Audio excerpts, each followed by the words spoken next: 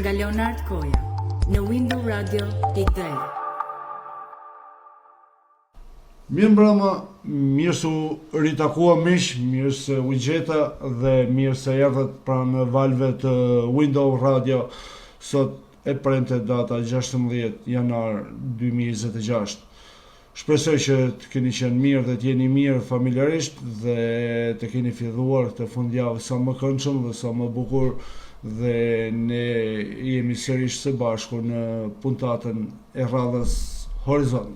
Pra, ndoshta ju duken emisione pak të shpeshta, ndoshta ju duken pak shpesh në transmetim, por ne përpiqemi në maksimum që të sjellim të ftuar të ndryshëm, të kemi biseda të ndryshme, pra të kemi hapësira aq sa të mundemi në të gjitha fushat.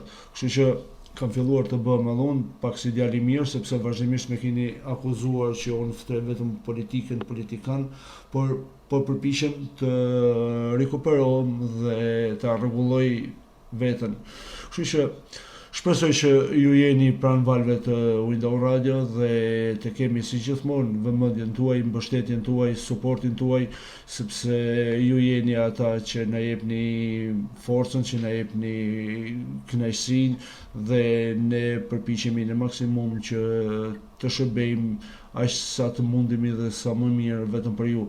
Dhe ju falenderoj të gjithëve ju që më shkruani në privat dhe më kërkoni të ftuar të ndryshëm, më sugjeroni mendime, më sugjeroni të ftuar, pra është kënaqësi gjithmonë bashkëpunimi me ju, kështu që sërish unë ju ftoj të gjithë ju që keni dëshirë për të komunikuar apo për të shprehur diçka në Window Radio, mos përtoni të më shkruani dhe unë dhe stafi im patjetër do përpiqemi që t'ju krijojmë hapësirën dhe të kemi një ditë të posaçme sipas dëshirave tuaja. Pra mund të na drejtoni me ndonjë histori tuaj, kush ka dëshirë të flasë, të shprehë në historitë e vetën, kush ka dëshirë të promovojë aktivitetin e vet, pra qoftë poet, shkrimtar, artist, pra në të gjitha fushat ju mund të na drejtoheni përmes numrave të kontaktit, qoftë edhe përmes numrit tim privat. Kështu që bashkëpunimi me ju është gjithmonë ajo kënaqësia e veçantë. Dhe unë duhet të rikujtoj për të gjithë dëgjuesit, sidomos për ata dëgjuesit e rinj, mundësinë ku mund të na ndjekin emisionin e sotëm që jemi live, por që ku mund të ndjekin dhe Window Radio, sepse Window Radio është 24/7 me muzikë të përzgjedhur nga DJ Bledi, i cili është ai që bën përzgjedhjen e muzikës, po është ai që bën edhe lidhjen e emisionit live. Pra e përshëndes në emrin tim të stafit dhe në emrin e tuaj Bledin, sepse ai është që na ndërton të gjitha mundësitë. Pra Window Radio mund të ndiqet përmes website-it zyrtar windowradio.de, aty ju mund të lexoni edhe lajme, informacionin e fundit nga shumë fusha të ndryshme. Ju mund të na ndiqni përmes platformave botërore, pra ku janë dy platformat më të mëdha botërore të radiove, në Radio Box dhe në TuneIn, si dhe në platformën Radio Shqip, ku janë të gjitha radiot shqiptare më të mëdha, me fjalë dhe më kryesore.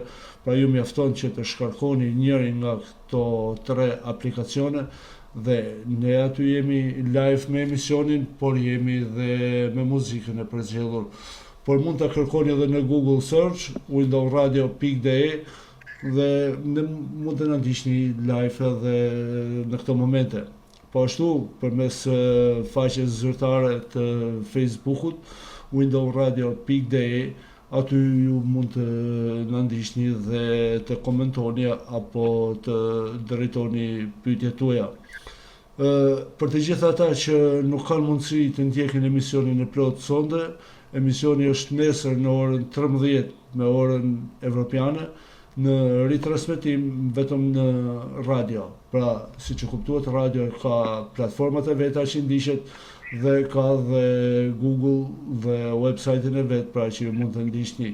Po ashtu emisioni është nëse do jetë edhe në faqen zyrtare të YouTube-it, Horizon Window Radio Hapësirë dhe aty ju mund të ndiqni emisionin e sondëm, po ashtu dhe të gjitha emisionet e kaluara që ne kemi realizuar me të ftuar të ndryshëm. Këto janë disa nga mundësitë e ndjekjes së emisionit live apo të radios gjatë ditës për të ndjekur muzikën.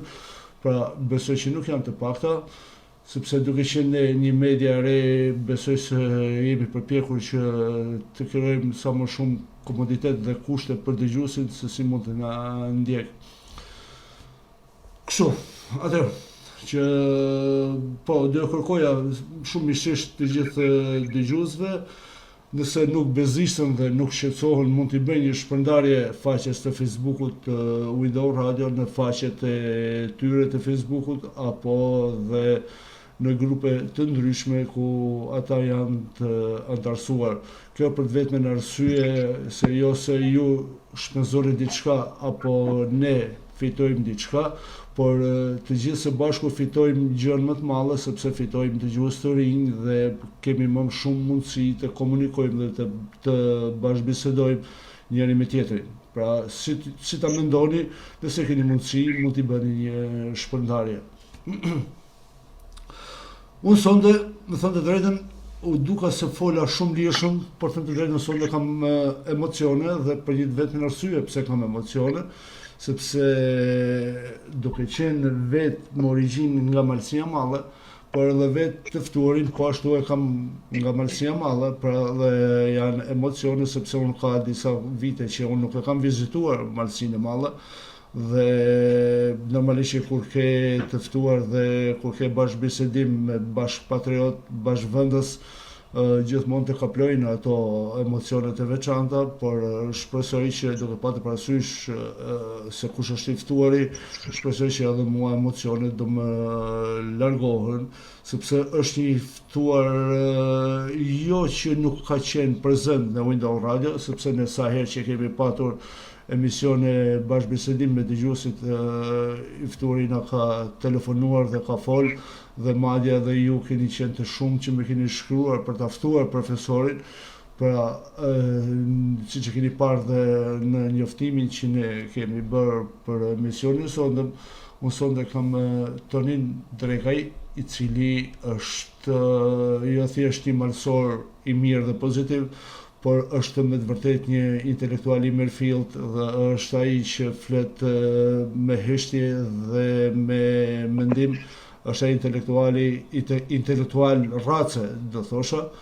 Përveç asaj është edhe profili i tij është mësues, kështu që do përpiqemi që me zotin Tonin Drekaj të bëjmë një bashkëbisedim të thjesht, mund të prekim disa tema, por kryesisht do përpiqemi të fokusohemi tek arti, tek kultura, tek korrufenjt e artit dhe të kulturës shqiptare që ne na kanë nderuar nëpër botë, por ndërkohë që ne shqiptarët pothuajse kemi bërë fare pak për ata, sikur fatkeqësisht që ne kemi zakon që harrojmë shpejt dhe i vlerësojmë pak disa figura që bota do i kishte zili po t'i kishte në brendësinë e vet. Zoti Tonin Drekaj, mirëmbrëma, përshëndetje. Po, Leonard, mirëmbrëma, përshëndetje. Të shumë të jam mirënjohës që më ndërove ti është emision, pra me ke ndëruar dhe herë të tjera me telefonata tua në emisione që unë kam pas live, por sonde të jam mirënjohës vërtet shumë që në fundjavë u largove nga obligimet tuaja dhe pranove të jesh në një bashkëbisedim me ne për ato çfarë ne mendojmë, për të bashkëbiseduar me njëri tjetrin. Po, të falenderoj, Leonard. Mirënjohja është ajo që mbani, domethënë si të jem prezant, ose bashkë me ju. Kuptohet, me ata që një gjojnë ose publikun që të ndajnë kohën edhe hapësirën thjesht një kafe virtuale, sa që ketë hapësirës së njohjes. Ajo është shumë e madhe, po njeriu e Respekte. fragmenton një diçka të bukur. Respekte. Si e kemi mërsinë e madhe? Si është koha, si është jeta në mërsinë e madhe, nëse mund ta bësh një rezume të shkurtër, si ishte atmosfera e festave, edhe pse kanë kaluar 2 javë me fjalë, por në përgjithësi kush është jeta në mërsinë e madhe? Ka jetë mërsia e madhe? Në fakt, Leonard, para se t'hima ka i toponim shumë interesant që në vitet 1600. Bëhet fjalë, dhe me thënë, gjatë pushtimit otoman, turk, taksat edhe rëndesa e madhe, i bani që të bashkohen dhe të 1610-ën. Ban një kryengritje dhe i dërgu një letër, në atë kohë nuk kishin ardhur valit, dhe me thënë, si me thënë prefekti i sotëm, edhe ata kërkojnë që t'ulen të taksa dhe u rebelosën kuptimin e mirë të fjalës. Edhe 1610-1614 për 4 vite u shtyp ajo kryengritje për quaj ose ajo rebelosje dhe meti emri Malësi e Madhe, nga ka prejardhje. Se shumë njerëz nuk e din, ashtu sikur nuk e kam ditë as unë, se s'ka dokumente për këtë. Edhe 1614 për herë të parë venosen titujt Bajrasit, Dan Bajrasit, pra. Është një epinom zyrtar i pushtuesit të asaj kohe, pra, i Perëndërisë Osmane. E këtë libër e ka Anton Tivari, i Pesh Gjurçinit, një historian i kohës shumë i kthjellë, edhe veçanërisht është në Bajz, ruhet, por këtë e ka pas Luk Kaçaj, i malli Luk Kaçaj. Një libër shumë potim franceskan. Bëhet fjalë vitet 1925-1928. Edhe kjo është, për sa i përket festave, është diçka tradicionale, ajo ngrohtësia më shumë, rëndesa ose mosha e popullsisë, emigracioni, ardhja në emigrantit që freskon atë ngrohtësinë familjar apo njerëzit. Veçanërisht mungojnë shumë gjana, dhe me thonë, ajo nostalgjia e fëminisë, ose ato shëtitjet, ose ato emisionet televizive që ishin e vetmja kënaqësi. Për sa i përket humorit, shkodrana, po plonjat. Pa diskutim, ka që koha e stradave, koha e natës vitit 3, humori i Shkotës, si Vlorës, si Durrësit, që janë vërtet të paharrueshme dhe nostalgji vërtet shumë e madhe është. Po koha, dhe me thani, stimulon këto gjana, sepse evolojnë kushtet, evolojnë aksesorët, informacioni, për shpejtimi internetit, apo për shpejtimi italjave, gjirave, hyrja në atë stilin e modës kohës, restorantet apo gjona, që i mungon ajo ngrohtësia, ose e butësia, ai zjarri familjar, kuptimin e po prap mirë, besoj. Do ngjelim edhe fare pak këtu, duke patur parasysh Shqipërinë, Kosovën, pra përgjithësi trojën shqiptare, po thuaj se janë larguar shumë, pra po bëhet një popullizim, si thosh, shumë i madh. Dhe mërsinë e madhe e ka prek shumë kjo lëvizja e emigrantëve, pra janë larguar njerëzit, janë larguar të rinj. Kur tu janë largu njerëzit, janë largu të rinj, ajo është falca e kombit. Ajo është vitaliteti i bazë. Kur largohen të rinj, dislokohen jetën atje në emigracion. Atje lindin fëmijët, atje rriten. Edhe këtu zbehet ajo energjia e moshës, domethënë mesin një moshe 3 apo një moshe 2 avancume. Edhe normalisht që nuk ka më atë enturazhin e njenjës apo atë zjarrin, atë shushuritjen e zanave në për ambjente apo në për dalja apo ku diun se s'po di me gjithi përcaktor të saktë për këtë punë, po sigurisht si çdo zonë. Është një lojë shumë e stërholluar duket. Nga këto politikat e errta që janë sa nën tavolinë, sa përdej tavolinës. Biles ndoshta më shumë janë nën tavolinë se sa janë kështu mbi tavolinë normalisht. Po tash gjithmonë e ka zbeh botën Machiavelli, domethënë e ka vënë pas. Politika, domethënë jo masja i arti, një realitetin apo jo. Trysnia e kthjellët e pastër me menaxhimin shoqëror apo social, po thjesht është e rrymë e errët ajo gëlltitja e një grupi të caktuar, një klani, një oligarkie që e zbeh njerëzimin, e sfumon ato dëshirat, të thomnandrat e veta.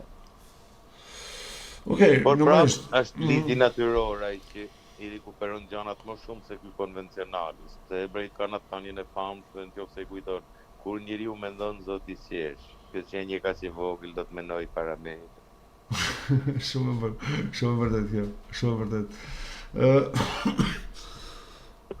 Okej, mi fal normalisht që është pak a shumë dihen problematikat, dihen zhvillimet që po merr kjo lloj situate apo që ka marrë pra lëvizja emigratore në përgjithësi në Shqipëri, por ti je i aftë apo je i gatshëm të komunikosh për shumë gjëra, por unë sonte do kisha dëshirë më tepër të fokusohemi ke arti, kultura, ke artistët e hershëm, të ata që na kanë bërë krenar, apo me ata që po thuaj se është fol diçka, mund të fol pak, mund të fol pak më shumë, mund mos jetë fol fare, pra të përpiqemi që përmes teje të mund të japim një tablo audiencës aq sa të mundemi, dhe shpresoj që normalisht do jemi edhe në emisionet e tjera për të vazhduar bashkëbisedimin, por të përpiqemi të futemi pak te kultura dhe te arti.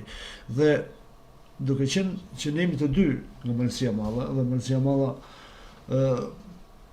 jo thjesht se ka jemi Malësi e Madhe, por Malësia e Madhe është pothuajse në çdo plumb është histori, kulturë, pra ka çfarë flet, ka çfarë thot, dhe për më gjatë do ma zgjerosh ti, por unë do të ngelem tek një fis, do thosha, ose familje, siç është familja Kaçaj, që në të familje ka patur tenor, poet, shkrimtar, sportist, pra ka qenë një familje, si thush, e brenda një fisi, po thush se i ka pas të gjitha fushat e jetës publike.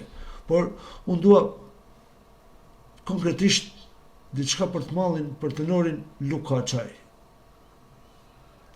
Si thosh, të më japësh një pasqyrim apo diçka të shkurtër, sepse gjithmonë ne do kemi komunikime edhe privat, dhe ndoshta me mirëkuptimin ton do realizojmë një emision të veçantë për Luk Kaçaj, por meqense jemi të artit e kultura, mi fjalë të këtë njerëz të mëdhenj, mi fjalë doja të filloja me Luk Kaçaj. Po ta portretizojmë në lidhje me atë gjeografi ose në atë lokacionin zonës, nuk është pak si janë dy figura.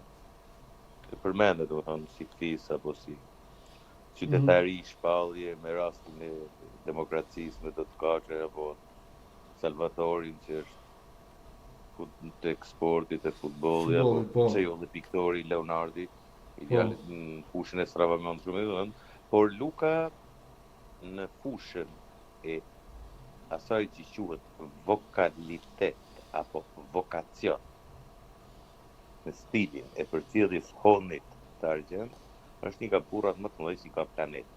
Edhe për arsye të zhanrit të tij që ka.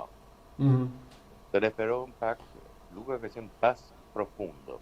Bas profundo, pra që do të thotë as bas bariton, as tenor, por bas profundo.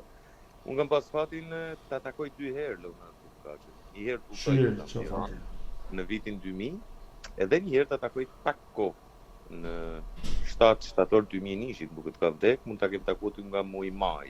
Kuptohet ishte me ato krizat e kancerit asaj kohe, dhe në atë intervistë njeriu rebeloset me gjendjen psikoemocionale apo me atë kuotat e orës biologjike që gjenë momentet e fundit të jetës së tij, por ishte fenotipi i natyrës, më shumë se shkolla, qoftë franceskane, qoftë edhe ajo më vonë që bani Peter Ilich Tchaikovsky, pra konservatori. Një nga burrat më të mëdhenj që ndan muzikën apo zanin mashkullor është Arthur Schopenhauer, trulli i metafizikës edhe i botës së menimit spiritual arian. Dhe thotë, basi është zani nëndeshëm. Tenori ai që koordinon nëndeun me natyrën. më fal, baritoni që koordinon nëndën me natyrën. Dhe natyra është nuanca, është e esenca pikante e ngjyrës që ka diafragma me kordën dhe qiellën, teknikisht. Edhe Luka kishte këtë dimension të lindur. Kuptohet shkolla franceskane i ka dhënë atë kohë si bëhet fjalë kanë qenë Martin Camaj, Lukaçaj, disa njerëz të tillë si më herët është Miloš Nikola e Merall. Po dhe shkolla franceskane ka qenë një fidanisht, do thosha, ka qenë një prodhim. Sigurisht, pra ishte një lloj entuziazmi të energjishëm, kultivimi e talenteve. Edhe kuptoj që muzika klasike italiane ose më shumë do të thosha austriake. Po ta veçoj lidhje me muzikën, shumë gjëra janë kolegjin franceskan i lirikum janë të gjitha austriake. Dhe pedagogët e parë kanë qenë marrëdhëniet me Austro-Hungarinë asaj kohë, me fjalë, ka qenë ndryshe. Pra e shkolla e Vienës edhe Luka pati fatin që të promovohet në kohën e filmit të Skënderbeut nga Sergej Jutkeviç, që ka dhe pasazhin, pra që ka dhe kanton.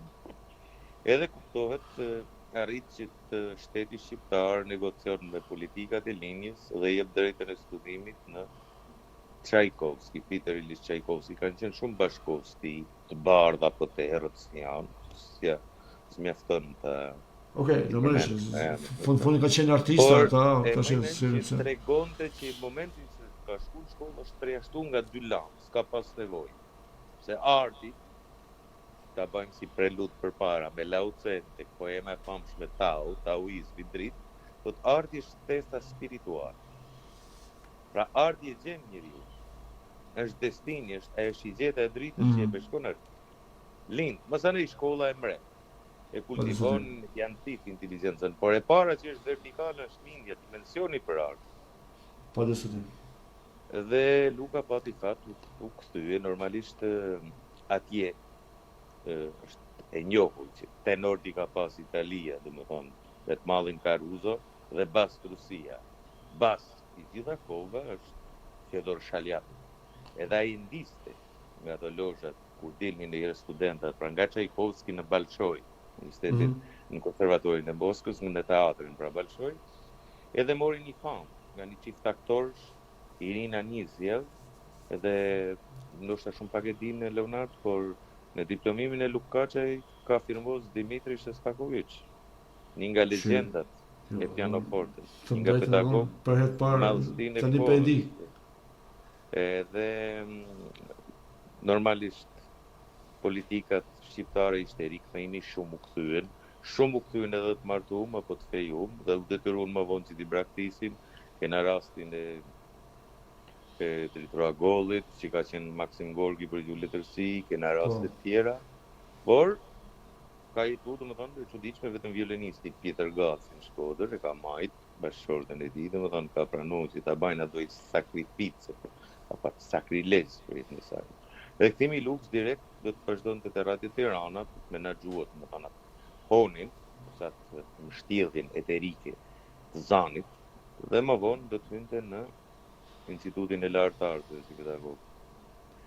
Kuptohet fama, madhështia, vinte nga një botë që kishte gjithaja akullnaj, gjithaja shkëm, gjithaja hapsin. Rusia ka një përmbytje, ka një lloj apogjeu që rilind vdes çdo çast prima. Pra me gjithë apnikimin politik, ato izmat që mund ketë. Edhe arriti që në Institutin e Lartë të Arteve të ketë një dimension, po as sa rritej dimensioni, lavdia, as rritej dhe egoja dhe urrejtja tek eunukët e artit, se gjithë në punët e artit janë artistë. Përse një ke qartë, gjallë shumë një. Patjetër që po. Dhe deri tek Opera Amerika, kuptohet ati i dhurohet edhe i piano Petrov, shumë e veçantë për stilin e kohës, ose deri në atë kohë një August Fosteri, austriak, zgaboj, Petrovi kishte një lidhje me klavicembalin, domethënë ato veglat e para, ato pianet e para, artizanale të kohës, në kohë të Handelit apo Johann Sebastian Bach.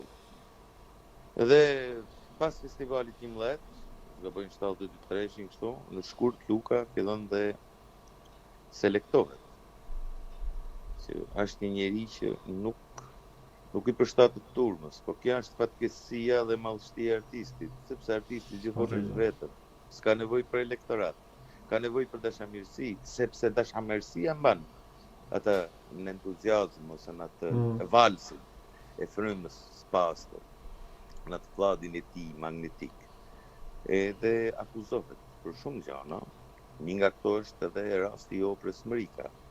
Kërkohen që ta luajnë dhe refuzimi është që nuk luajnë opera me Torogop. Torogopi është në variantën të jargonit tonë të mikazëm ose për shat, diçka e tillë, që punon toka. Po. Edhe në talimin që ka me të ndjerët tashmë, do të Kaçaj, student Tonin Kaçaj, kushinit e tij, i thotë kemi ardhur me pi kafe, domethënë, do të ishte kushëri. Dhe ka pas stimul një lloj ledhatimit aq. Xhaxhai thotë në variantin zyrtar. Kush jeti më aq, thotë Toninit që do me pi kafe më mu që du të kesh pasaportën e Nixonit. Dhe nuk bën. Katilat e Krishtit, këta do me vendos mua tek operat me Torogop apo në ato. Unë duhet tramvjatën, a ishte mësu kuptohet që t'lunë dhe të në Bazilion, të Berberi, Seviljas, të Verdi. Kjo veprat botërore. T'lunë të Korifej, edhe në shkurt, mos gaboj, 74-shit. Duke hynë në institutin në Akademinë e Arteve, si thonë sot. Ose më mirë më thanë Pularinë e Arteve, për të sa t'i ka Qaush e rektor t'il, por arrestohet. Edhe Niko Kangjeri, pedagogu, mjeshtri i madh, vërtet një burr që në rolin e kinemas shqiptare ka një emër, sot është në muzgun e moshës, thot kam qenë student dhe mbaj mend se duke dal nga dera kryesore për të hyrë te Fakulteti Artistik, erdhën dy burra të shkurtër. Dhe i thanë Luk Kaçaj, po vet jam ta, u përgjigj me izafër. Në emër të popullit i arrestuar, edhe ka ushtuar gjithë salla se për titi, domethënë. Kuptohet një burr i prem, burr kategorik, unë Leonardi Shairi në atë kohë herën e parë, nuk e disha se kush është Kaçi, ti dukova herën e dytë. E mësova kush është, domethënë Zot, ishte Mozartin. Pikë të dobët, çdo fjalë kishte shaljapin, çdo fjalë ishte.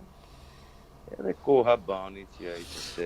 Shiko, ne do thash pra, me mirëkuptimin tënd ndoshta do gjejmë një kohë duke patur parasysh edhe obligimet tuaja dhe kur ti të kesh mundësi me fjalë që bëjmë një emision me Luk Kaçajn dhe të kemi mundësi që edhe të transmetojmë diçka prej Luk Kaçajt edhe për audiencën. Por të doja një pyetje, Marcia Malla, sa ka vlerësuar Luk Kaçajn? Ka një bust Luk Kaçaj, një monument, diçka në Bajz apo dikun Koprik apo dikun Marcit Malla? Ose e njohin ose e njeh rinia sot Luk Kaçajn? Në radhë parë është Neri Komit, në radhë dytë Malësia ose Malsor, apo ato inkuizatorët e arsimit apo ku diun që kanë marrë libra gjoja për Lukën, edhe nuk e kanë pasur se dia në televizor të herë. E bajnë tenor, nuk besoj që do t'i çapton bas. Nga më i pari deri te më i fundit, as sa njohun. Ha? Që është një sikret e thjeshtë, që mund ta lexosh diku në natyrë, nuk e kupton fjalën bas profundo. Edhe e dyta, ati kur flet për madhështinë e Luk Kaçajt, ti nën kupton edhe një antar të Këshillit Bashkiak ku thotë pse jam edhe unë si ty. Domethënë jemi të barabartë. Unë rrit ka rrit, po afër kryetarit ai ka nejt në lozhat e ati Aram Kaçaturianit apo ku diun një kompozitori rus Muzor apo Adin t'ia thon emrat e jo të rrinë atje, po hajde mos. Jo Leonard, Luka besoj në këtë punë ka qenë shumë kategorik edhe ka bërë shumë mirë.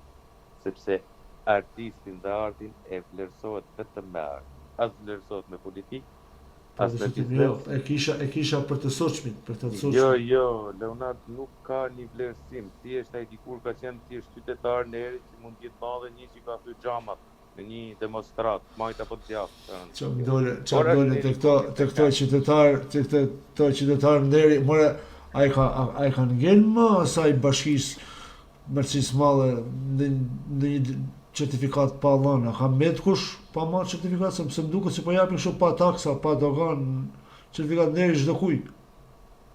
Gjë Leonard, po i marrë lej publikut për momentin në atë kohë, rrugëve të Ravense kishin frikë gjithë të Antaligerin. Shikoni ku ka qenë therr, largoni ju. Edhe një ditë e thret përëndori dhe e tallë, si ka mundësi thot, të gjithë e duan klonin aty, që është gjithë bal, gjithë zhele, dhe askush nuk don ty. Dhe ai buzëqeshi thot, gjithkush don veten më dhe ai. Shumë e Është pranalloj. Kuptova. Pranalloj çdo gjallë. Mendoj që është e kuptueshme për gjithë. Kjo gjetje jote. Sigurisht pra. Për Lukën, masanej pas vdekjes ti, kuptohet, janë shumë gjana, por është dhimbja më e madhe është gjetja, sepse në atë kohë, kur ka qenë student, ai ka ikë në Varshavë, ka ikë në Prag, ka ikë në Bratislav, në Budapest, në Bukuresht, ka ato disje platini në arkivat që i ka, domethënë, qytetet e shteteve kryesore, sepse linja ka dhe do të duhej një menaxhim ose një shtytje shumë e madhe në ato topa, se fatkeqësisht Luka ka shumë pak. Luka ka mallështin emrin, por ka shumë pak për sa i përket arkivave të Tiranës. Luka i ka atje. Edhe kuptohet, duke mos pas fëmijë, i takon një njeriu aty në rreth që jam i sigurt se dikush do ta bajnë aty. Ose do të punoj vetë fati, ose destini që ja dalin pak. Do të ketë Luka diçka interesante. Shpresoj.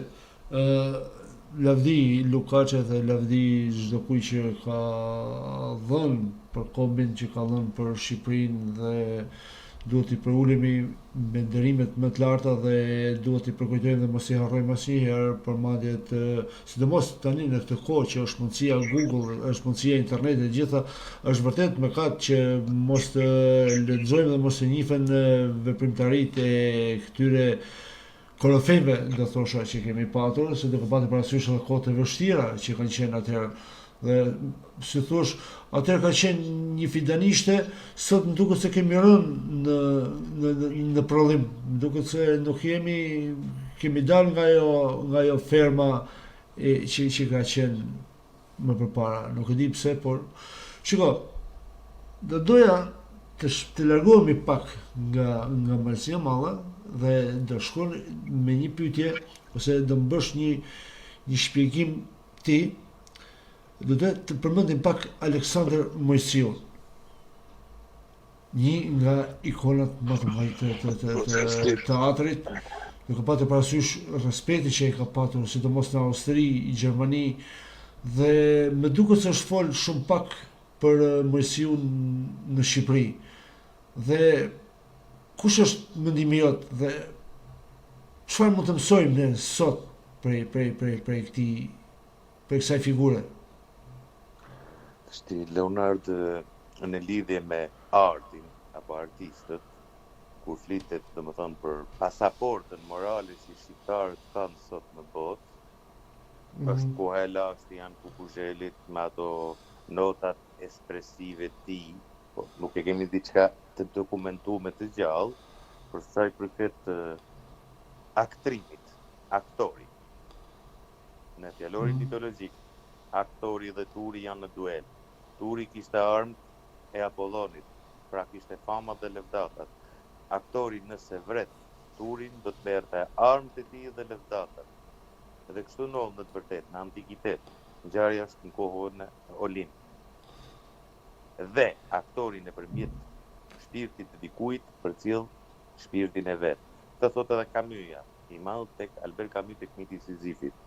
Nëse bota mëson për herë të parë, domethënë transformimin e karakterit në karakter, teknikat e brendshme, ujit e syrit, timbrin, megjithëse gjermanishtja tingëllon shumë bukur, ka pak. Unë pas mundësi italianisht Aleksandër Mojsiun shumë pak. Botës overtur për mjeshtri aktorit është vetëm Aleksandër Mojsiu. Këto fenomene, këtë doj antropozofie, këtë skalitje natyre që kishte Aleksandër Mojsiu, nuk e ka asnjë aktor në vazhdën e tij. Fatmirësisht është një vepër e votuar në Kosovë për jetën e tij. Janë të gjitha sepse janë ndërruajt ato. Rudiger Shaker që ka përmbledh zhvuruar nga Kosova, që me të thënë drejtën vjen shumë mirë, edhe gjej rast Feriti Berisha, një legjend aktrin nga Trieste në Berlin dhe New York. Pra një lloj triumviratit shumë interesant. Mos haro Leonard. Bota në panteonin e saj ka 3 shkrimtar të mëdhenj. Franz Kafka, James Joyce dhe Jorge Luis Borges. Franz Kafka një deri më sot si më i malli që ka historia e njerëzimit në letarësi surrealiste. Vegimet e mia thot I pata me Aleksandër Mojsiun 13 vjeç. Kur kam pa në ske, Aleksandër Mojsiun duke luajtur. Kuptohet, teatri bëhet fjalë për teatrin shakespearian, edhe ata antikitetin. Në atë kohë kishte filluar kjo absurdi, që është ala UNESCO apo Beckett apo ku diun diçka tepër afër, dhe Aleksandër Mojsiu thot ishte ai që më zgjoi që rryma e frymës, vesh të stolis, gjithë platformën argonike të qenies.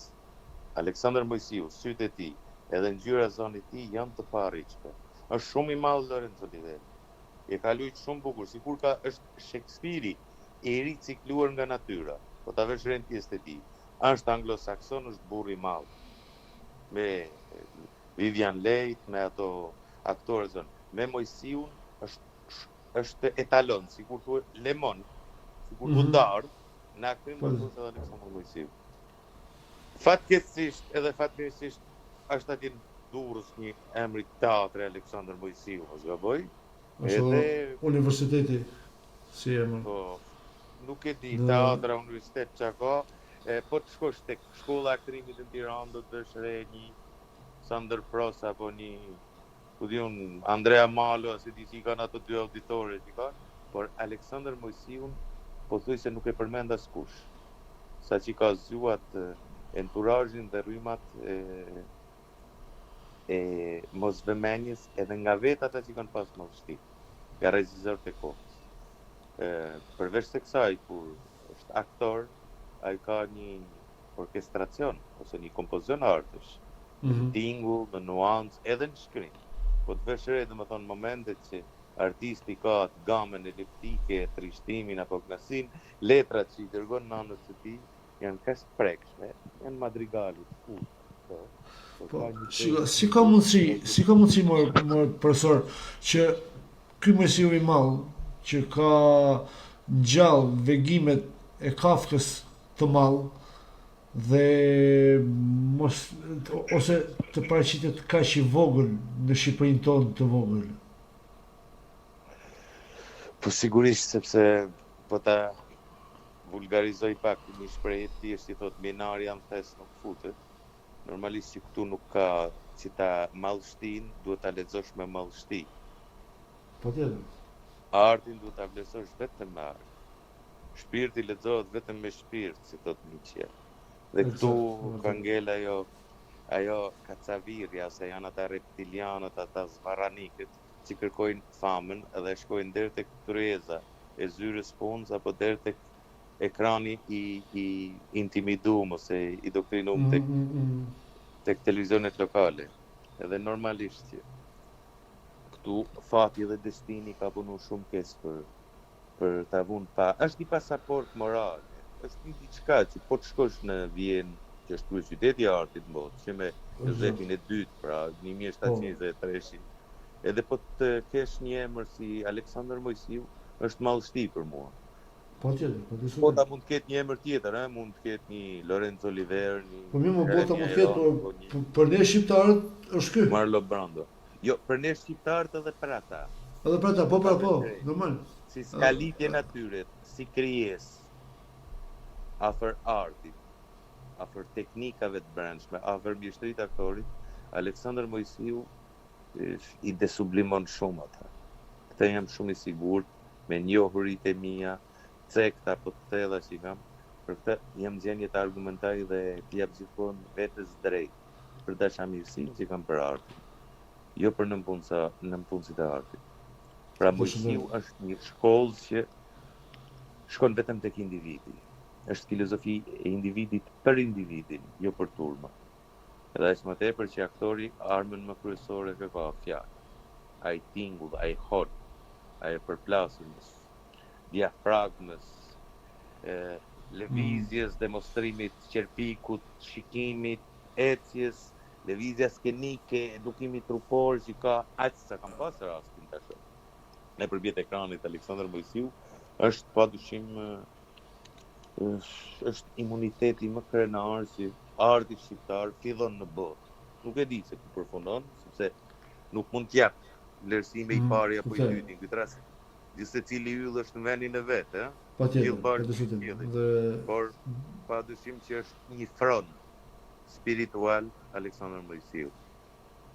Unë kur kam lexuar këtë vepër, ka një 7 vite, mos gaboj, 7 vite që ka në Shqipëri, se botimi është i Kosovës, jem një shumë krenar me atë që ka raca shqiptare përcjell në mesdhe edhe në tonë botë. Po marrë këto shkollat e teatrit, që janë në mënyrë drejt për drejtë, që nga lindja deri në... Sa ne ardhja kinemas është tjetër gjë, është një këndvështrim ose një lëvizje tjetër, që ke mundësi të përsosësh, të pushosh dhe të lëvizësh, ndërsa që jetë direkt me hyjet në të thirrjen shpirtërore të pastër është teatri. Aleksandër Mojsiu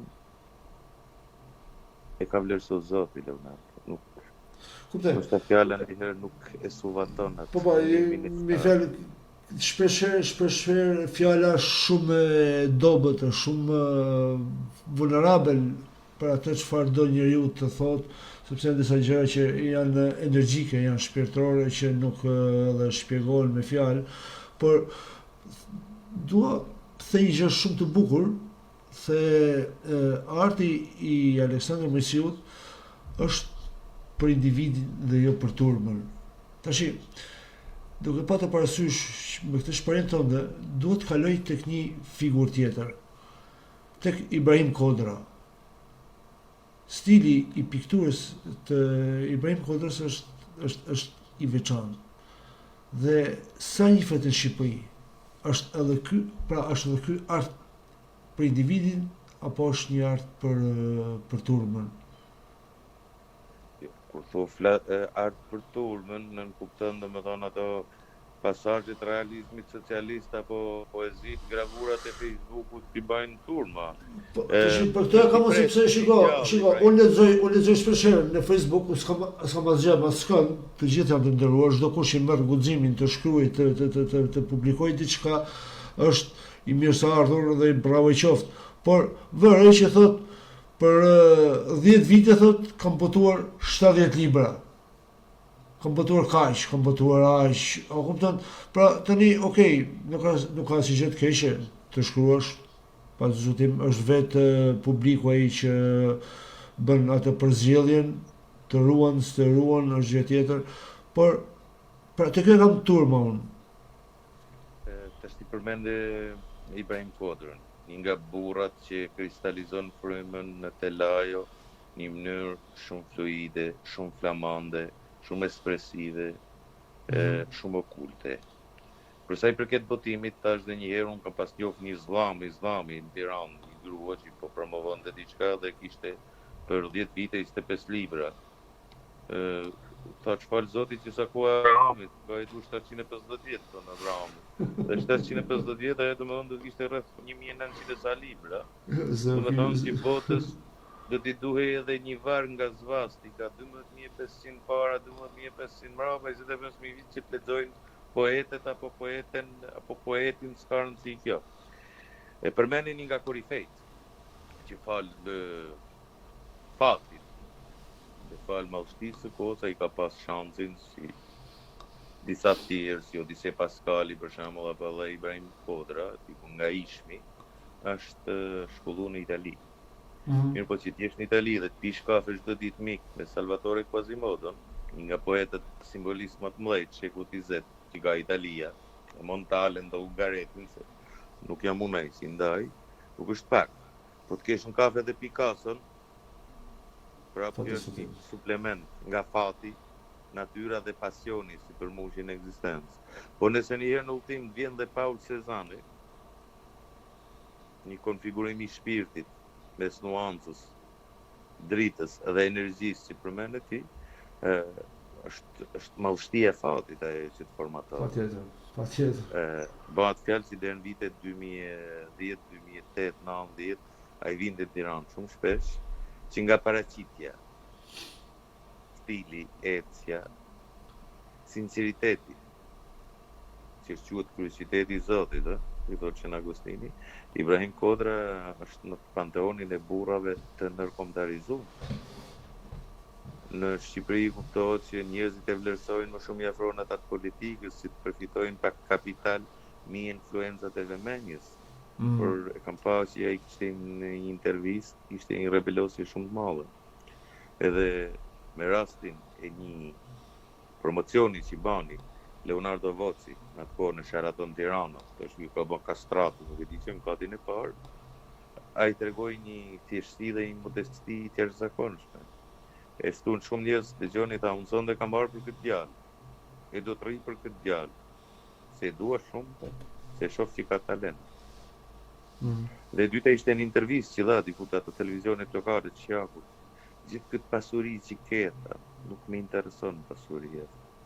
Pasurinë ta do t'ja ula aty në Qimalla, pra në kupton shtetin italian. Vjen kes për vetëm ta se njerëzit e mirë ta ku modeshtën braktisën. Pra kishte dikun një dhimbje, një prind të Adamit, një zemër të Akilit, si çdo njeri një peng i madh, pasaqë. Një ndëshkim i fatit. Kuptohet vibracionet e tij janë të jashtëzakonshme. Shkëlqimi, nuanca, ato simbolikat e venave që transmeton indi i nervës nëpërmjet penelit piktorit, Kodra është një madhësi, është një identitet. Është padyshim që na jep atë përkrahjen emocionale si të jemi krenar, po të shkojmë në Itali. Po shkojmë në Itali, por në Shqipëri më duket se e njohim shumë pak, përveç asaj që the ti, politika është përpjek të marrë prej madhështisë tij, por nuk e di sa njihet, më duket se pak, ose përmendet shumë pak. Shpeshherë Leonard politikanët na përpjeken dhe afrohen edhe nga urrejtja. Kuptohet sepse një shpirt nekrofil është ai që ka të ambicien e mbrëmshme që të afrojnë, që ta shikojnë vënerin e tij sa më qartë dhe të maskohet sa më mirë. Por Ibrahim Kodra është Ibrahim dhe nuk mund ta rekrutojnë me menja e një Popeje të nderuesi apo ku diun. Është vërtet, si thosh, e dhimbshme që të vlerësojnë të huajt, pasi shteti është krenar në Itali të flasësh për Ibrahim Kodrën dhe të shkosh atje, por problemi është që ne jemi shumë të mangët në Shqipëri, aty ku janë rrënjët, qofte të Mojsiut apo qofte Ibrahim Kodrës që folën deri tani, po thuj se shumë pak. Nuk mund themi fare, por shumë pak për modështinë që këta kanë. Por, shiko, se do ecim pak step by step me disa figura, ku jam përpjek që të përzgjell disa figura dhe dua të shfrytëzoj në maksimum nga pak për gjithë. Meqense më re në rrjet, tash do të mbaj. Imamula është një operiste e njohur, është e frëmuar në botë, është simbol. Kush është këndvështrimi jot për Imamulën? Këndvështrimi jam. Ose diçka për, shiko, nuk është për thjesht këndvështrimi personal, flas te këndvështrimi artistik, mi fjalë ose ajo çfarë ajo ka dhënë për artin, për operën. Dhe në botë është vlerësuar me sa diun. Po sigurisht që është vlerësuar, por është problemi sepse do të shojmë pak për te imës. Vërteta është e madhe sepse ka një përkrahje gjeopolitike në gjeografinë familjare të saj. Kuptohet vajza e fëmisë edhe inës edhe nuk I ka munguar ajo ai meridiani apo ai perifrazimi I përkëdheljes të kushteve të kohës. Kuptohet ai ka avancuar deri në teatrët e Evropës në Paris, kupto? Por jemi mësuar të shohim edhe përtej saj, diçka që lind. Jo për vetëm asaj që fekundohet apo kultivohet në shkollë. Jo me domosdoshmërisht ne do të vendosim që fëmia I dikuj apo trashëgimtari dikuj të jetë patjetër në qendërzim. Jo në qendër, po në qendërzim të vëmendshëm për botën. Po të marr zanin bashkohor, kemi dinasti, një duet jashtëzakonshëm. Për mua është Ermonela Jaho. Një fjongo yje, fjongo drite që pallati mbretëror. Ma dogje si pyetje sepse pikërisht mbas Imamulës për Ermonela Jahon do të bisedonim, kështu që mund të dëshirojmë të dyja bashkë. E përdora si Po, unë kisha direkt pyetjen. Inva është e madhe për botën e Invës, kaq. Mua ajo më impresionon që të jetë pasaport ose të jetë një mallështi në ata që kanë rrethot. Në yjet që kanë përre, gjithë se cili shë ydhin e vet, no? E ki parasysh një liat, akili shikon vetëm ydhin e tij. Megjithatë, ai është e madhe, ka fituar, ku diun, influenca, ka fituar kuota, ka fituar vëmendje. As më tepër që kudo ka një mikun tim që e du shumë Ngel Stukiqi me piano, djalin e Ibrahim Tukiqit dhe ndoshta më ka bën shpeshherë që ta njeh Tirana apo në Tuzë, kur erdhi me rastin e Xhelosh Gjokaj. Por gjithsesi është një vlerë që të impresionon. Kam pas rastin që edhe kem darkë apo kafe bashkë me bashkëshortin e saj, në fushin e meditacionit e tem Ramadanit. Ndajmë edhe nuk ndajmë gjithat një atësijet të unën. Nuk është ajo fronja apo kultuku apo katedra apo audienca që të jep pamën. Pama fillon tek ndjesia dhe tek fryma jote. Edhe maron aty. Edhe qytetisht njeriu sapo maron frymën, ka vetëm të kaluar, aty maron. Shumë vërtet, shumë qartë. Jo, shumë qartë. Flasim pak për Ermonela Jahon. Është një nimf e Apollonit. Si tek skalitja, pamja e saj është shumë mistike. Është një mister, është një diçka shumë e thjeshtë. Në pamjen e parë të rezonon në thjeshtësi e femrës, por ka një bërtham energjie, ka domethënë që sikur fillon e përcjellat, përqimin atë vjaskën fluide të ngjyrës me atë kaosit e frymës në kord. Ermonela është fiks ajo sopranoja që pushon në praninë e çdo kompozitori. Që nga Wagner I stuhishëm, po të luajnë Tristanin e Isolden, apo që nga Rusalka në Mozartit, apo që nga një skandinav që mund të jetë për shembull Eduard Grieg apo Jan Sibelius, Ermonela e vej re që flet me atë drejtërimin ose atë gjymtyrën që shoqëron kudo, edhe lkurën, edhe shikimin, edhe timrin apo atë nuancën në ngjyrën e zanit. Kështu më vjen mua. Ermonela është vërtet, mjafton që e përmend Parisi, e kërkon Londra, e kërkojnë shumë që ta kenë familiarizuar në borën mretnore. Dhe kjo është një testament, sepse ato familje tashmë kanë fituar statusin e njohjes për artin, jo mbi artin.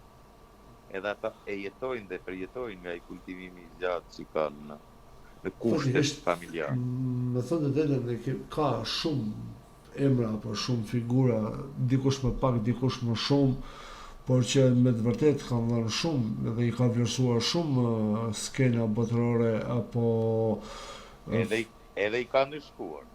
Edhe ndëshkuar? Po, edhe ndëshkuar I ka, por problemi është sepse mu me dhëmë kjo se po I ndëshkojmë ne shqiptarët, me fjalë, ne nuk po I njohim dhe ne nuk po I vlerësojmë aq sa duhet.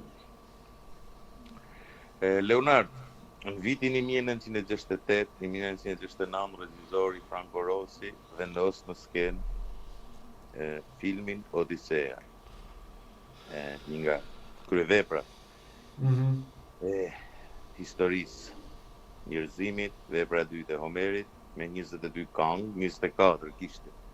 Iliada, 22 Odisea, fatmirësisht ajo fillon kënga e parë për Laudar dhe selekton Kafka fytyrat e aktorëve.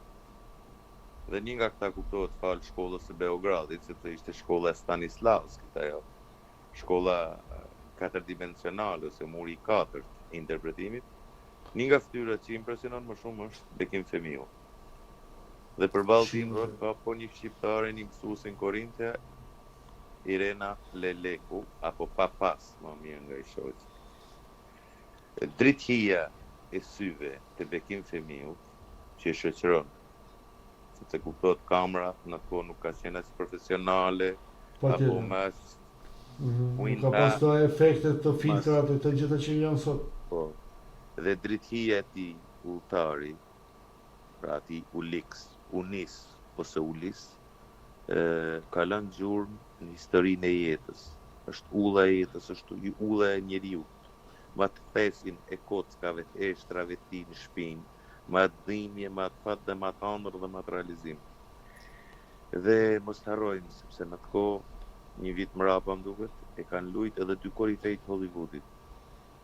Kirk Douglas, Uliksi Odiseu, Anthony Quinn, legjende kinemas botërore që luan Antinov dhe Eurimakun dymtojnë si të e kuptohet meti ai Bekimit. Meti i Franco Rossit me Bekimin dhe me Irenën. Dhe fatkeqësisht ata e kërkuan në Hollywood duke sankcionuar me kushte njerëzore. Ndryshoi emrin. Emri kishte shumë bukur, Bekim. Baruch Spinoza, hebre. Me gjitha simbolet, në gjitha epiglotën e historisë gjuhëve, emrin e kishte shumë bukur. Fehmiu.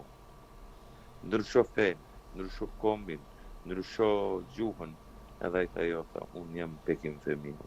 Dhe nuk pranoi kompromiset apo kompromentimin e industrisë Hollywoodit, vetëm thjesht sepse nacionalitetin e tij ishte shqiptar. Dhe e shantazhoi Kosova, sepse nuk ja imponuan dhe nuk ja rekomanduan njenjat se deshti një vajzë. Fati donte të ishte serbe, Branka Petric. Nuk e vlerësuan kosovarët, erdhin në Shqipëni. E vetmja mallështi që ruajti ta majmen nga i malli Ramadan Sokoli. Majmen. Vepra edhe mitologjinë shqiptare që ja kishte thënë Ramadan Sokoli, ja kishte bollur. Edhe kuptohet, nuk kem qenë nga shqiptarët e parë sa kishe hap interneti apo Facebooku që nga djali i tij, pra nga nipi i Bekim Femiu, djali i Hedonit, ka marrë vesh vetvrasjen e Bekim Femiu. Ai njente këtë vujtje sepse ai kishte mësuar një trompoz, një hemorragji cerebrale dhe lëvizte shumë vështirë. Edhe atë vujtjen që thote unë udhëtari Uliks, udhëtoj me ëndrat, me frëndën time, nër planete, me kohën, edhe kreu një vetë vrasje, dhe më thonë kreu një vetë flimin, sepse nuk mundi të përqonte më. Krenarin me zinjen, nuk mujti t'i balancon dhe të rundi t'i balans. Edhe ky është për mos fidusi më i madh, dhe diku në internet kam publiku një foto që Kirk Douglas i herët dorën në supë në shpatull, dhe e shikon me i mos përfillje, pse? Gjaku buqet më bukur në venat e tij. Ky ishte më afër udhëtarit, më afër Odiseut, më afër Laertit apo më afër Sizifit, sepse ishte shqiptar, ishte pellaz. Është i madh ky Douglas, është legjend. Por normalisht që është dhe pozita. Ai është anglosakson, është amerikan, ka mallështinë e NASA-s, atë Pentagonit, të Kongresit apo të Senatit apo ku diun, përsa ky është një njeri i braktisur nga politikat e kohës, nga kushtet e kohës. Po të vëshërej mjafton diferencën mes syve. Bekimi është një terë me dritë, me një oqean, se ai është i madh në rolin e tij, ku diun atë Spartakut, atë Morganit apo ku. Kam ndjek me shumë vëmendje dhe ishte një rrëfim vërtet shumë drithërues se po merret edhe mua, po bëhet un lapsus. Dhe mësova unë disa gjëra të reja, të drejtën, dhe kështu që të falenderoj, sepse ndaj je i veçantë, se ne je shumë i kompletuar dhe i Unë jam lexuar. shumë i zakonshëm, Leonard, jam shumë i thjeshtë. Të admiroj për modestinë tënde. Shiko, do të kërkoja ose do doja të flisim pak edhe për Angelin, për Locaj. Franca e ka vlerësuar në maksimum, ose skenat botërore e kanë vlerësuar, sipas mendimit tim, gjithmonë kanë vlerësuar shumë. Dhe si e kemi vlerësuar në shqiptarët, se këtë duhet bëj atë krahasimin unë, ose sa e njohim, jo thjesht si e kemi vlerësuar, por a e njohim. Tashti Leonard, në vitin 2016 në Tiranë, unë isha në spital me gjyshen teme, që e kam pas dashnin e parë, edhe të përjeq me vjetës teme, se jam rrit me ta, kam vjet me ta 12 vite, dhe në atë kohë nga spitali largohesha me kushte e kupton vetë, si mund të lash një njeri të smor një plak në spital, dhe të arte ka Akademia e Arteve, Angelin Prelota. Kisha një gjuhë Nurejevi shqiptar, i famshëm, i mallë në Notre Dame, dhe atje gjitha kisha, universiteti, konservatori, mos gaboj ka Notre Dame, për baletin klasik. Edhe shkoj tek salla Akademisë së Arteve, ku është ai lokali, nuk e di si ka House of Art. Po të gjitha emrat i kemi të huaja, anglisht, hajde me rrevesh. Dy gazetar, njëri ishte francez, tjetri ishte Macedonas, mos të bëj. Edhe më thanë zotëri nuk ka kohë, mjeshtri që të takoj. I thash unë kohën edhe hapësinën ma ka dhënë gjeografia. Unë thjesht du të takoj. As ti marrë intervistë, as marrë autograf, sepse nga lidhje gjaku dhe kam shumë më afër se sa kamera, apo digitali, apo rroga jote që mberdhit ai ambazhuri i frangajt apo i Top Channelit. Edhe me një shipe shumë të mangët, me një përqafim dhe me i dashamirësi fix, si kur njiheshim, edhe në atë shkurtin e bisedës që kam pas me ta, që me të marak, që s'kisha kohë me baj foto, sepse ai do të udhton të diku. Edhe me sa kuptova unë, udhimi i tij ishte drejt Shkupit. I fola për Milan Kundera. Për mena Schopenhauerin ka pas të amën një kompozitor të jashtëzakonshëm, po dhe jati Milan Kunderës ka qenë kompozitor, sepse po të vesh re, të gjitha veprat e që kam të Milan Kunderës të plota, kudo nuk e përjashton muzikën, qoftë me Smetanën, qoftë me Beethoven, qoftë me disa çek tjetër, për shembull, Petri Smetanën e ka pikë Gustav Gluck, i ka të gjithë të menaxhuar dhe të skalitur në orkestrimin e fjalës tij. Testamentet e trallkuar është një kryevepër e Milan Kunderës, nëse që kudo ka muzikën, si tingull, si trokitje kuantike, me zgjenjes emocionit edhe shpirtit në përcjellje. Edhe, do më thënë, po të vesh re në skalitje, në relief shtyres e dadoshe që është mangësor, Angelin Prelota, ata s'mund të shmangin, as fenotipi, as teknika, është i burr vërtet i madh. Edhe vërtet është Nurejevi shqiptar, për një arsye, edhe lidhja me Kunderën është, sepse Kundera kudo. Është nga Vërmoshi, profesor, po? Po, origin, po. Origin, ka lind një 2 javë mos është aratis familja, ka lind atje në Paris. Jeta e tij ka qenë deri 12 vjeç, është marrë me artet marciale, si fëmijë, si është i pasionik se energjia bosh, dhe motra e tij ka pas fatin, ka njohur një nga pedagogët, kam edhe vllajin tim që luan kështu. Dhe kanë pa dhe ka qenë njerëz zakonshëm, domethënë që fluturon, vallëzon me erë, domethënë i biri i erës, kushëri i engjëve, por mallësia e Prelocajt është në balet ka luajt Igor Stravinski. Milan Kundera e përdor si fjalë. Igor Stravinski është kompozitori më i vështirë në botë. Pse? Luan dhe kompozon në 2 linja, trishtim dhe lumturi. Si janë pedonalet dhe rrugët e Pragës. Edhe Phoenix, kur e luajti në Aleksandër Mojsiu në Durrës. Do të thonë lëvizjet, teknikat e tij në atë moshë ishin fiks, do të thonë që e mante valsin me sprymës, dritës, edhe ajrit, edhe tokës që e përcjell ose e man. një burg jashtëzakonisht i madh. Në balet maestrët e kohës ka Vjena, i njeh ato koncertet e Vjenës për atë shumë madh, por ku diun ai koncentrim dhe ajo harp energjike Preloca është një model i klimës kontinentale shqiptare në valsin e baletit apo në valsin e ajrit. Shiko profesor, duke pas parasysh mi fjalë që herët ne kemi patur shumë figura dhe disa shumë pak ne edhe përmendëm, normalisht që ka dhe shumë të tjerë dhe normalisht që ne nuk mund të hymë mi fjalë në një emision t'i përmendim të gjithë, t'i kujtojmë të gjithë. Por nuk është thjesht vetëm arti, kultura, por shqiptarët janë bërë të njohur në shumë fusha, edhe në shkencë, edhe kudo. Por si ka mundësi që bota na vlerëson, pra i vlerëson këta njerëz, kurse Shqipëria shumë pak. Shqiptarët nuk duan vetën, po të marrin një nga kultet që botës i jep atë alkimi, paqe, ndërgjegje, qetësi është letërsia. Në prozën shqipe është një ironin dhe radhë që bota e ndron ta ketë metaforën e tij. Padyshim një albanolog i kohës. E gjithë është Arbrecht, por prapë në Italia ka italian, nëse ne ka Arbrecht. Kur thot ai sa shumë li sa koha kishte ndërruar, ujë të rinë det është një hon, domethënë që nga Atlantidasit deri tek Arianët, ajo linja filozofisë që edhe Blavatsky apo Rudolf Steineri apo Guxhevi do ta kishin shumë të zorsh të përqendroheshin për momentin.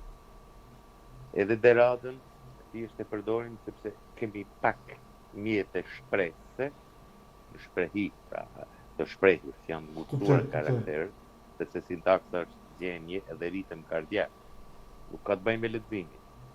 Se sintaksën teme unë përdori gjymtyrët e mia në funksion mes valsit, të frymës edhe të zemrës, çka intelekti me rikoncepton atë përcjell.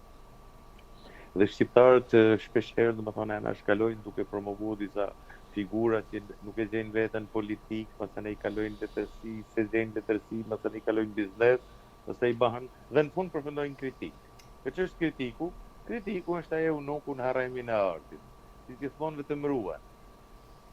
Sepse i mungojnë fjalët, i mungon ajo vertikaliteti i tij, dhe nuk është se kemi bërë atë madhështin apo të eposit për krenaren tonë që ta vlerësoj. Dhe as më tepër këtë dobësi e ka marrë shpesh edhe në Kosovë. Përmenda Bekimin, dhe në Kosovë ato 3, 4, 5 herë sa që kanë kanë Bekimi ishte diçka e anashkalume, e devijume. Për nuk kapsit infekton ty izma apo vëmendja. Ky më duket se është një problem shqiptar, nuk është thjesht Shqipëri Kosovë, por më duket se kemi një problem të përgjithshëm. Sigurisht, dhe as më tepër në provë. Kemi një Anton Pashk. Po. Në Londër e Shqipërisë, gjojti shqiptar, Anton Pashku, me tregimet e tij kulla dhe romanin Off. E fillon ironinë kreative artistike me Tiberin, perendorin e dytë roman.